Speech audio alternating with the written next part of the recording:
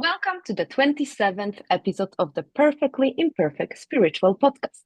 My today's guest, Marc-John, is co-founder and co-director of Native Wisdom Hub, an ethical for-profit company that seeks to guide and steward the world's current renaissance in popularity of psychedelic healing in ways rooted in ethics and cultural reciprocity, collaborating directly with the indigenous populations with whom the company works. Marc-John and his wife Erika, who is also of an indigenous Peruvian lineage, offer deeply immersive plant medicine healing retreats in Peru.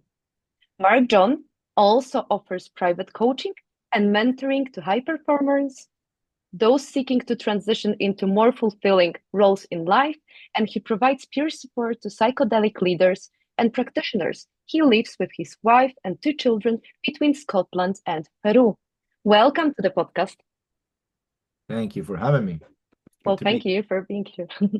hmm Well, I feel I would like to start that podcast with you choosing one of your origin stories, just so that you can introduce yourself to the viewers and listeners. Like, when did you have that realization that what you're doing now is your calling, or how did it happen that you're doing what you're doing? I'm curious about that.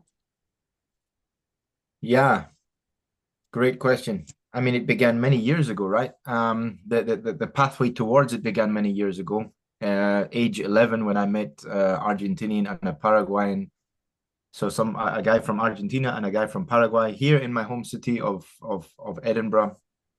Um, and by age 15 was, completely bilingual, Spanish and English. And then by age 19, I went to live in South America. And that's when I had a really big, significant spiritual awakening and canceled my trip home and hitchhiked from Argentina through Chile and Bolivia into Peru. And as I was hitchhiking through South America, that's when I came face to face with the indigenous populations of the region. And that, together with my spiritual awakening, created this alchemical juncture of realities, let's just say. Mhm. So that's where the seed was planted, and I continued to study, shamanism and earth-based wisdom traditions, like for a number of years, and sitting with multiple different lineages in plant medicine ceremonies over the years. But of course, when I became a father for the first time, I uh, and I did qualify as a language interpreter and translator at age 22. Mm. Um, and so I went into like freelance interpreting and translation, and then I transitioned into business writing, copywriting, and stuff. But when I became a father, a lot of my, I guess, my traumas were awoken as a man, Mhm. and I went off. I kind of got lost a little bit in entrepreneurial pursuits and opened multiple companies and went into crazy, big ventures, very ambitious ventures, and got a bit lost and went into a deep personal crisis, particularly between the years 2018 and 2019. And when that happened in October 2019, I decided to finally, after many years of, drinking plant medicines and participating in indigenous healing ceremonies with multiple lineages for many years, I decided to go to the Peruvian Amazon jungle and apprentice with just one lineage, the Shipibo Conibo people. And doing that is what brought me back into alignment with, what has been my kind of deeper calling since I was really, yeah, like 19 when I hitchhiked through South America. Mhm. Yeah. Yeah. I love it. And for the purpose of this podcast, I pulled some cards from the most shamanic card deck that I've got. It's called Angels and Ancestors by Kyle Gray. Uh, and it tells me all about your strengths and the journey that you've been on, because you do have the Water Guardian, which tells me about your ability of being able to connect with your emotions. And this is your strength. This is what you really help. Especially, I keep hearing men right now of being vulnerable, being really honest with themselves, with what it is that keeps coming for them. But I love your journey. You've got the high priest intent and create also your own self-awareness of your path and your awareness of, well, you're so deeply rooted into the, well, connection to Mother Earth, but you also believe in something greater in the universe. So this tells me it's so beautiful. It's part of your mission, I keep hearing, of really showing other people, and you will tell me if it's wrong, that there's that thin veil and we're all the time tapped into the universe. Mm. Uh, what keeps coming as well, you have the warrior card here. Be fearless and stand strong, which also tells me that throughout your life you've um, well, you went through various challenging life lessons in terms of like trying to find your truth, but also being able to use your voice. But this is what you're helping now other leaders through your mentorship. But what I love about this card and what Kyle Gray teaches, I've been studying angels with him for like 3 years now. He talks about light workers being those who are really aware of their soul purpose, and warriors are the ones who respond to their calling. And I Oh, feel you're that and a beautiful example of having that peaceful warrior within because you've responded to your own calling after you really faced so much of your shadow self. yes. Uh, Yeah. Yeah. so that's beautiful. Um, would you be able to tell me maybe about the changes that you have observed in yourself while supporting others? Yeah. Interesting question again. Um, I have matured a lot. Um, um, and through supporting others, I've gotten really clear with, you know, um, where I am, where I receive most life force, where I'm made, where I'm helped to feel most alive, and on purpose and in alignment. And in that there is, yeah, there is quite a lot of maturity. I would just say maturity. It's maturity. There's a lot more self-awareness, and like working in service to others has helped me over the past, I don't know, 5 6 years, really to refine my own kind of sense of awareness of self. So I'm a lot more self-aware now, um, and and yeah, much more highly attuned to people and their needs. So I think that just as a practitioner, I've evolved and become more mature as a practitioner and as Mm-hmm. a person and as a man, yeah, and as a father and as a husband, yeah. Mm-hmm. I love it. And how would you like, what would you say? How would you recommend anyone who's completely new to that concept or what we're talking about, how they can start their journey of becoming more self-aware? Like where would you guide them to? Mm, yeah. So to to really move into a line of inquiry with themselves, um, particularly with like um big experiences, to ask themselves like where do I experience life in a big way, in a strong way? What causes me strong feelings? Where am I, Mm-hmm. where am I uh meeting the world in a way that produces strong feelings in me? Um, this is kind of I guess the stronger feelings are the easiest place to start, because they're strong, they're big, Mm-hmm. and to go into a line of inquiry with that, in which situations am I experiencing these strong feelings, these strong experiences, these strong emotions, um, and yeah, what is it? What is it exactly that I'm feeling? What are the trigger points? Um, and also like once we get clear on like what is that feeling, then if we were to give an age to that feeling, what age would we give to the feeling, right? Yeah, I think those are good starting points. Those are good starting points to begin to build self-awareness. And also one of my mentor figures, Kylea Taylor, she says something which, you know, rings really true for me as well. And to see, you know, everybody has their own stuff to work through. Of course, everybody does. But it also helps us to see how the world responds to us and our energy, you know? And Kylea Taylor says we need the relational wisdom of community to get to know ourselves better. So yeah, those questions, and then like to see like where how is the world responding to me? You know, like what am I experiencing, witnessing the world responding to me? Yeah. I love it.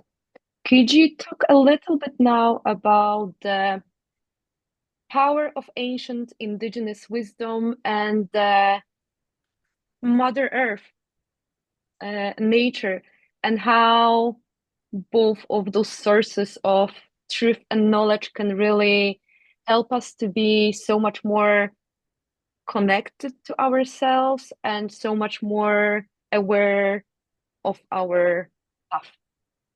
Yes. Well, we take the line of inquiry one step deeper with that one. Um, so really, yeah,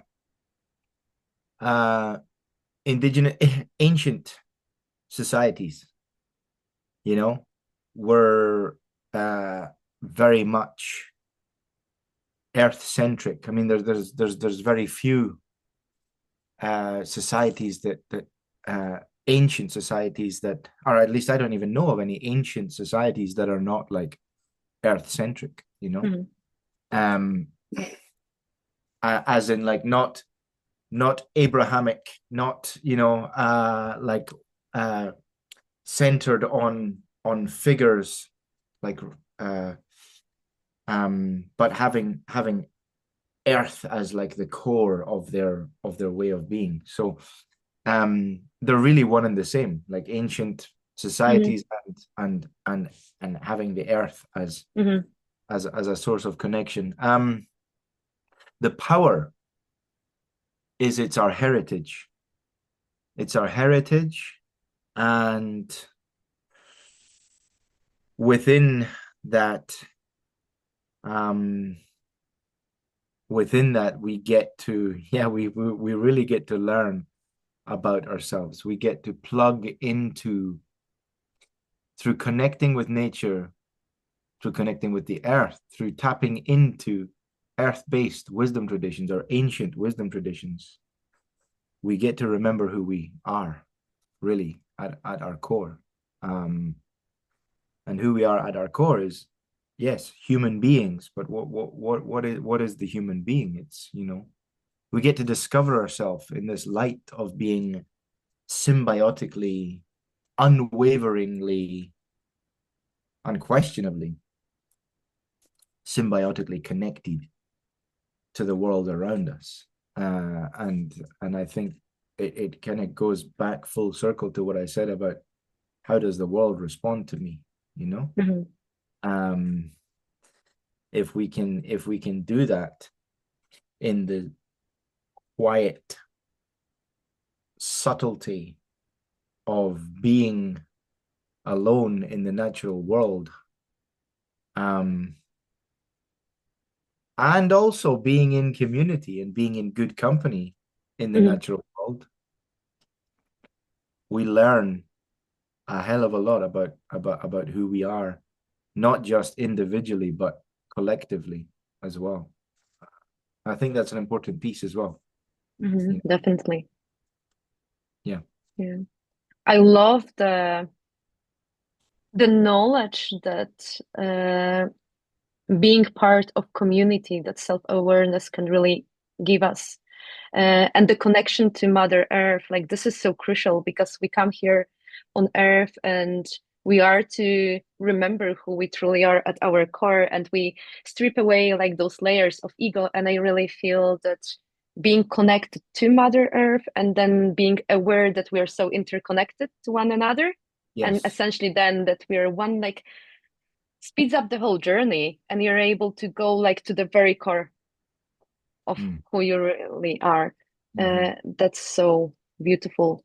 Um, how can you heal your mind, body, and soul through the use of plant medicine? Because I know you run various retreats, and I would like you to be able to talk a little bit about that. Like, how can people, what can they benefit? Yeah, what can they really, I don't want to say achieve, but like, what can they be ready for? I guess then I'm getting like, you should not be ready, you should just go and do it. But yeah, I'm curious about what that plant medicine and what attending your and Erika's retreats can really do to people's mind, body, and soul. Mm.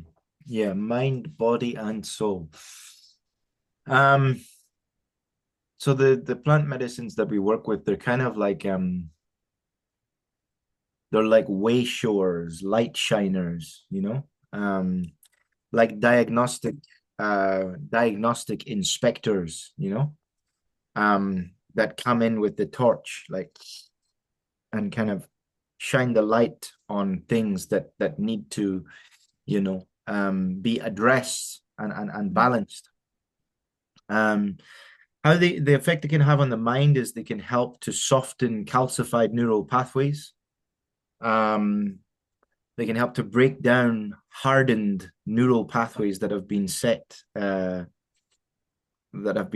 as habits, Mm-hmm. beliefs, ways of being, also culture. Mm-hmm. um, it can really help to break that down, and not only break that down, but set new, fresh ones in motion. Mm-hmm. Birth new, fresh neural pathways after breaking down Mm-hmm. old, hardened, calcified ones. That, of course, our neural pathways govern our behavior, right? So it is a behavior changing thing. It can change our approach to life. It can through making new, fresh neural pathways and breaking down old ones, we can change significantly in our behaviors, in our culture, in our way of thinking, in our way of showing up in the world. And I mean, physically, you know, there are miracles that can happen. Like really, my first teacher from the Shipibo Konibo tribe, he said like he said the plant medicine ceremony, the healing ceremony, is like a magic window inside which Mm-hmm. anything can happen, you know, because you have this like quantum mass of energy and prayer and intention, and together with the force, the benevolent force and consciousness of the plants with which you're working, which are coupled together with the force of intention of the practitioner as well, who has spent so many years developing this deep connection with the plants, that, you know, I have seen only just last year a woman come into, you know, plant medicine ceremony who was struggling to feel her legs fully Mm-hmm. after some like uh back uh dysmorphia or something. She couldn't feel her legs properly, and she spent so many years like doing all of these different exercises to try to recuperate the feeling in her legs. And after her plant medicine ceremony, like she recuperated the feeling in her legs, you know. Mm-hmm. um so, and of course we're not making any medical claims here, Of course. but that happened. That's an anecdote that Mm-hmm. happened. Apart from that, with the body, I, like I said, the light is shined like the torch. If I'm holding a torch in the hand, it's like, oh yes, this is happening. And you know what? Why this is happening? Because you're eating this, or you're behaving like that, or you've got this habit, or And if you change that, then this is what's going to happen. Like you're just able to understand. You get insight into physical ailments. And of course, on a soul level, yes, on a soul level, we are uh, plugged really back into our highest truth, as cosmological beings and members of the wider cosmos and all of the communities that live invisible and visible to this type of eye, all through the universe, right? Mhm. So I hope that answered your question. Yes, it certainly does. And I think it's going to give an in-depth, um, well, experience, I want to say, keeps coming to people who have never went on such a journey. And I love what you've mentioned about that torch metaphor. And I'm wondering whether most of the people who attend those ceremonies, or maybe you can talk about your own example, whether you feel like they're aware of what's really going deep inside and they just don't want to face the truth. And then throughout the ceremony, they're just finally able to name it for themselves? Or are there also cases where people completely discover things that they have completely not been aware at a conscious level? So I'm curious about that. Yeah, there are both cases, in abundance, actually. In both cases in abundance. We have seen and witnessed people coming to the realization that without them even noticing, like knowing that something wasn't quite right with their life, but then coming out of ceremonies, or actually being like going through 16 ceremonies with basically nothing, and then after 17 ceremonies, after just kind of going through some realization through this process, that they were completely emotionally numb, completely emotionally like asleep. Mhm. um and through this process being awoken completely back up to all of their feelings. And that's something that they did not know. They had no idea about. It's like, what? Mhm. If you had said that before this experience to them, they'd be like, yeah, whatever, like, doesn't make sense to me. But then after the experience, they're just like, wow, and like, and now that particular person that I'm thinking about, has gone from being like a politician to being a songwriter, a painter who Mhm. lives Beautiful. her life like walking around barefoot with her face painted, um, writing song lyrics that are amazing, I and love drawing, it. like Mhm. just taking props from her house, like this cup, and just like using it to draw around, and then taking things to just like, and she makes the most intricate, like amazing paintings from that. And there are other people that like have, yeah, uncovered deeper, more traumatic things that have required like deeper levels of support beyond their ceremony experience. For example, like some level of like abuse in their childhood, sexual abuse, Mhm.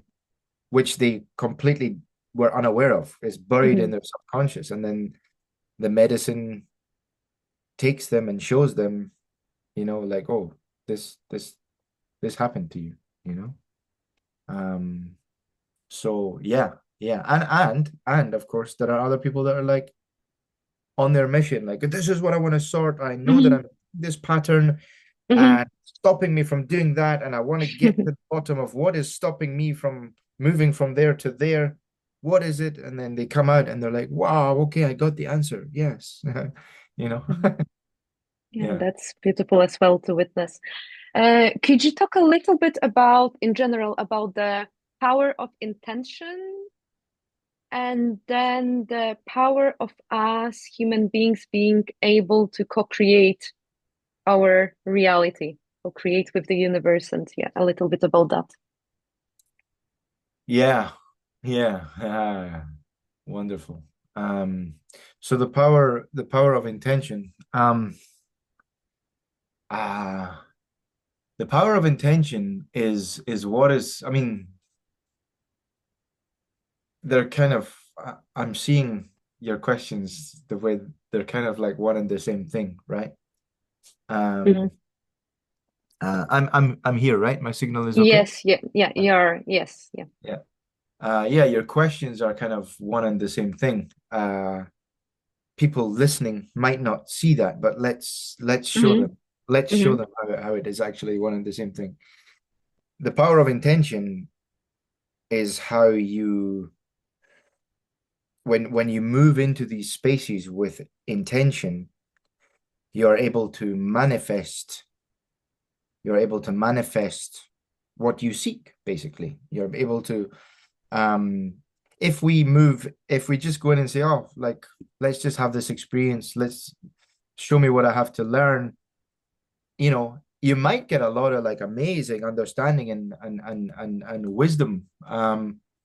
But at the same time, you might get lost a little bit and have like a bit of a confusing experience. Intention moving into these spaces is like an anchor point that will constantly drop us back in, Hmm. constantly drop us back in. The intention is a tool. When we seem to get lost inside the journey, we can always drop back into the intention, and without necessarily forcing it, the magic of not trying to force an answer based on the intention, but just remembering the intention and be like, okay, I'm just like placing this reminder out here in this sea of existence. I'm just going to place this reminder that this is my intention, and then let it go. Let it go. And just sit and be with what comes up.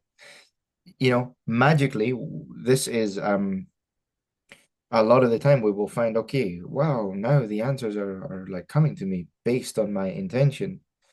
Um, yeah. And and it speaks to this. It speaks to our partnership with the universe, our partnership Hmm. with existence, with the consciousness of nature, with this omnipresent, ever-present, penetrating, permeating, interweaving uh consciousness that runs through absolutely everything in existence, that responds to us. It responds to us. So if we set an intention, we're sure to achieve, as long as we get the balance of expectation and attachment, right? Hmm. No expectation, no attachment, but Hmm. the intention, I'll just throw it out there and let it go. You know, that's a bit of the sacred science of collaborating with the universe, collaborating with the collective, collaborating with that magic consciousness that is the natural world that runs through everything in nature. And it takes me to this moment in time inside of an ayahuasca ceremony in Peru, in Maha Templo near Pisac in Peru's Sacred Valley, when I was like, I wanted to vomit. I wanted to Hmm. vomit.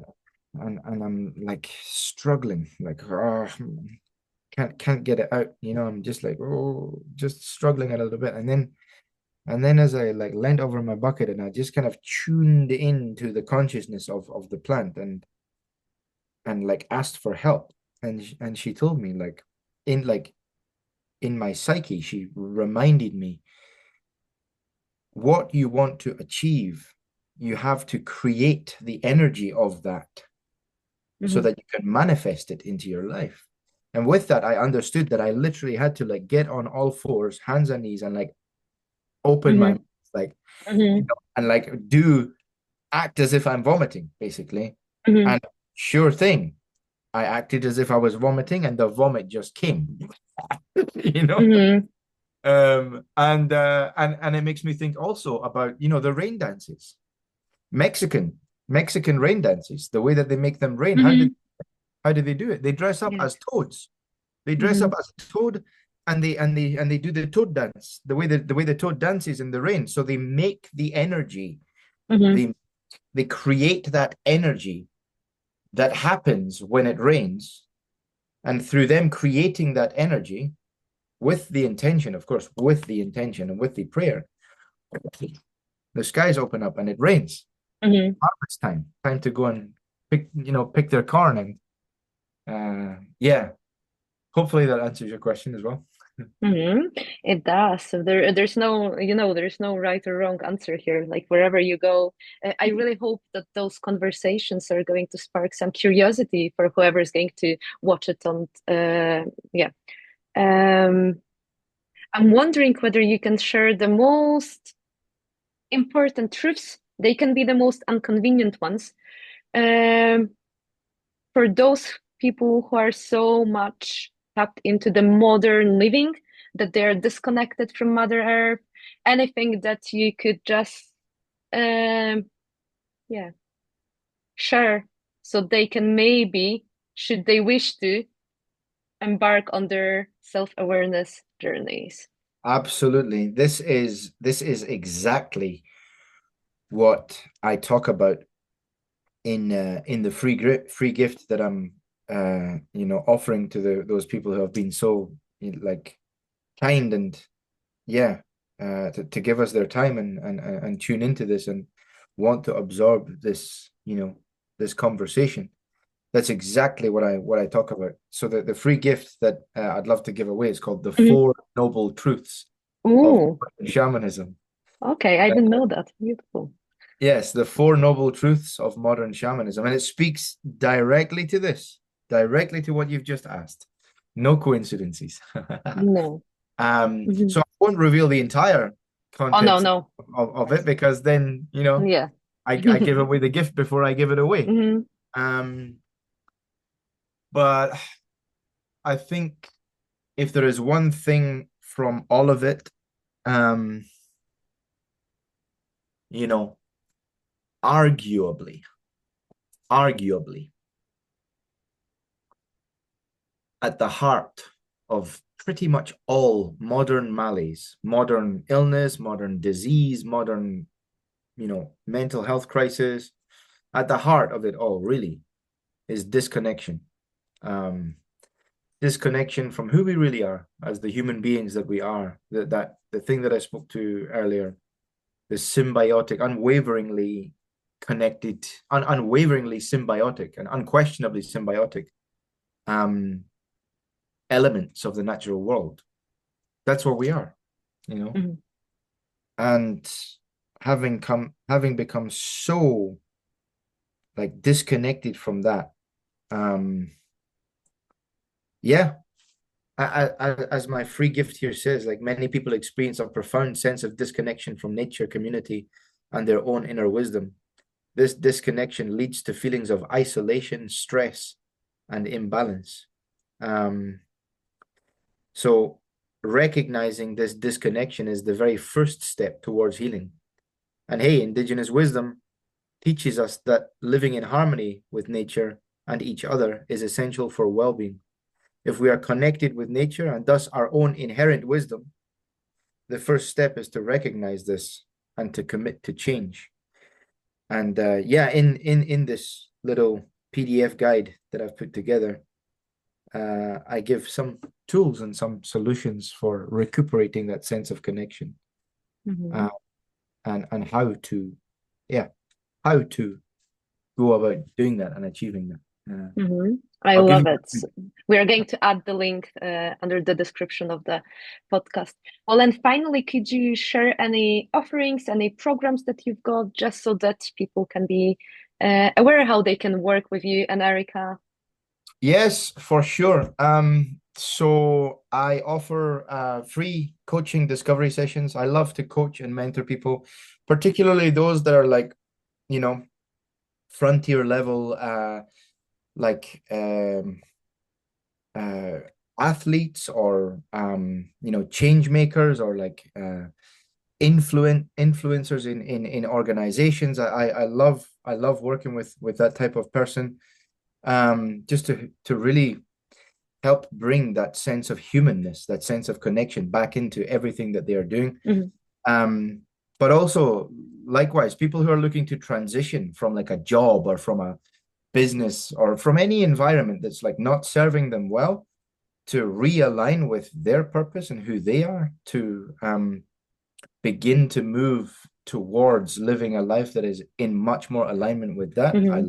I love to work with people like that. So and also if there are any other psychedelic leaders or practitioners out there, I provide peer support just to make sure that, you know, our practice is remaining rooted in ethics and responsibility and integrity. Cultural reciprocity is a big one for any of the medicines that are still being stewarded by living indigenous populations. And hey, I offer, you know, free sessions, up to 2 hours of my time to just feel into what it might look like to work with me in that capacity. My wife and I, we run a cacao ceremonial leadership certification program. It's 8 weeks. That's going to happen next April 2025. Time of recording is October 2024. So April 2025 is the next cohort for the cacao ceremonial leadership certification. And we run an annual retreat, a plant medicine retreat, in collaboration with multiple different indigenous populations from Peru, where everything we've spoken of here, all the new pathway rewriting, the mind, body, soul connection with the plant medicines, the reconnection, and what I love to call re-indigenization, all of that happens and is able to be experienced at our annual retreat. And again, time of recording is October 2024. Next retreat in Peru is December 2024. And we have about 6 spots left of 20. It will be a maximum of 20 people for that. That's what we've got coming up. And of course, we're always available for you to purchase the most amazing cacao that you'll, you know, argue ever taste. It's so good. Cacao chuncho from the jungles of Cusco. And we're available to hire for like weddings, births, deaths, transitions, big transitions, to bring the beautiful, graceful power of cacao ceremony into those environments, to sweeten your home, to sweeten your family, and to help you move through transitions. Yeah, that's what's on offer. Okay, I love it. And what's the final message that you would like to leave the viewers and the listeners with?